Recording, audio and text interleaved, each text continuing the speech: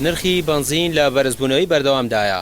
حکومەتی هەرێمیش لە ئاس قەیرانەکە بێدەنگە و بێ چارەسەرە. 4 پەرلەمانتاری عێراق مانگێک بەر لە ئێستا یادداشتێکیان بە وەزیری نەوتی عێراقدا و داوایان کردووە عێراق مانگانە بڕێک بنزین بۆ هەرێم بنێرێت.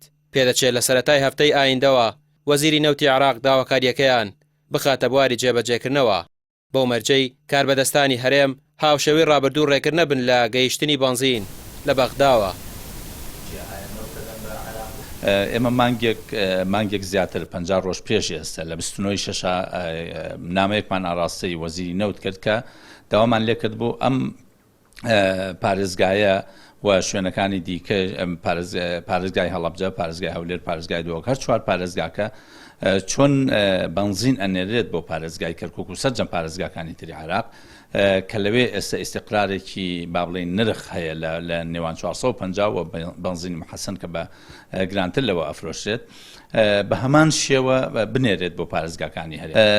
ئەو بابەتە ئیستیجابەیەک هەیە لە وەزارەتی نەوتەوە و بەڕێز سەر و کۆمار بەڵێنی ئەوەی داوەکە داکۆکی بکات لەو بابەتە، چونکە ناکرێ جیاوازی لە نێوان پارێزگاکانی عێراقدا بکرێ. بۆیە بە هەوڵ و هیمەتی هەموو لایەک ئینشاءڵڵا بەدواداچوونەکەین بۆ ئەو بابەتە.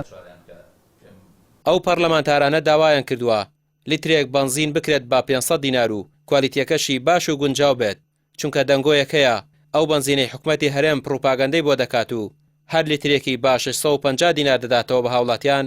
کوالیتی باش نییە و بەرهەمی نەفتاوی پاڵاوگەکانی کار و قەیوانە. 4 پەرلەمانتارەکەی عێراق داوایان کردووە ڕۆژانە 700,000 لیتر بنزین بۆ سلێمانی و 500,000 لیتر بۆ هەولێر و 300,000 لیتر بۆ دهۆک و 200,000 لیتر بۆ هەڵەبجە دابین بکرێت.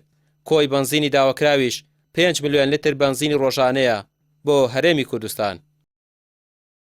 طبعا ئێمە داوای بنزینێکی حکومیمان کردووە کە لتری بە 500 دینار بێ، 450 دینار حکومەتی عێراقی بداتە بنزینخانەکە و ئەوش بە 500 دینار بیدێ. داوای ئەومان کردووە 700,000 لتر لە ڕۆژێکا بۆ سلێمانی، 500 بۆ 600,000 بۆ هەولێر، 300 بۆ 400,000 لتر بۆ دهۆک و 200 بۆ 250,000 لتر بۆ پارێزگای هەڵەبجە. و پێشمان لە نووسراوەکە تەختێمان کردووە کە باسمان کردووە کە کوردستان پێویستی بە 5 ملیۆن بۆ 5 ملیۆن و 5 لتر بنزین هەیە بۆ ڕۆژێک.